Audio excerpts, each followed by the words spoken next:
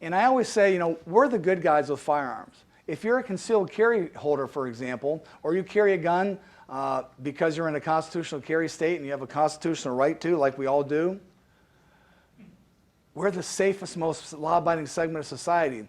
If you've ever looked at the uniform crime reports that the FBI put out on a yearly basis, they're usually a year and a half behind, and you look at the Center for Disease Control, the CDC statistics, I encourage you guys to Google CDC. They keep track of everything that happens.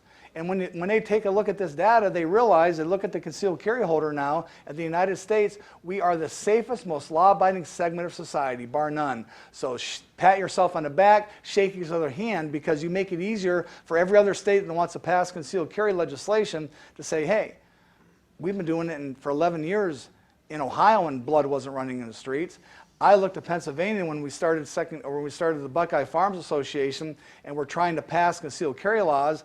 You had people saying, oh, there used to be Dodge City, blood in the streets. And I said, well, they've been doing it my whole life in Pennsylvania. And that's not the fact. So congratulations, because you're part of that segment. And now when you get pulled over and a police officer sees that you have a concealed carry permit, especially with the states that it's on your registration, they're relieved if you talk to police officers. Because we know what they know about you.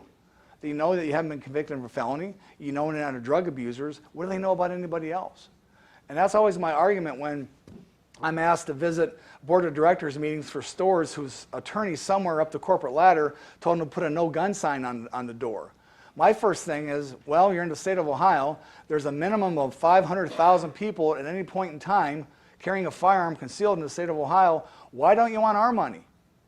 You know, why are you keeping us out of your stores?